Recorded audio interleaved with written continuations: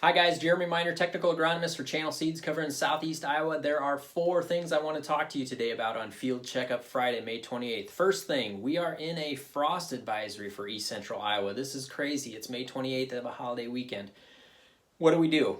If we do have a frost, we need to give these plants some time. So corn, soybeans, alfalfa, we need to give it at least 5, if not 7+ days to let these plants show us what they're going to do. So by then we'll see some brown and crispy tissue probably showing up, and then we should hopefully see some green tissue coming back for regrowth. But we need to give these plants some time in order to show us that. So 7 days is my guideline for that.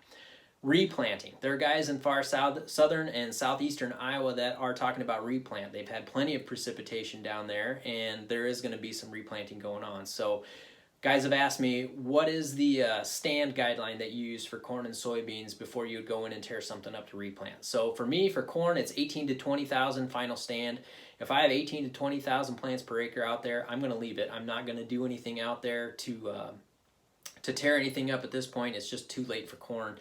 Soybeans is a different story. Soybeans, we could interplant. We don't even have to tear anything up unless it's really, really bad. So if I'm looking at a stand of 50 to 60,000 plants per acre out there, I'm probably going to go out and recommend that someone go in and interplant or plant across the rows to put some additional stand out there to help with weed control and help boost a little bit of yield potential out there as well.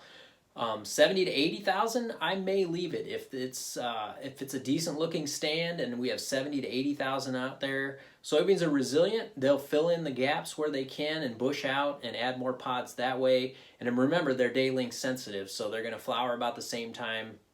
So I would do as little as possible to completely start over with soybeans again, unless it's a complete disaster. And I would go from there. Rolling back relative maturities is another topic of conversation that has come up. So for corn right now, I'm probably stepping back 3 or 4 days in relative maturity this late in the game.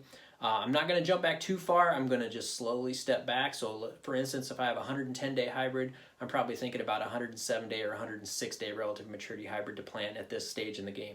Soybeans, totally different story. I wouldn't be talking about anything stepping back on relative maturity for soybeans until about June 15th or June 20th. So hopefully we get everything in the ground, life will be good. The next thing is weed control. The final thing I want to talk about is weed control.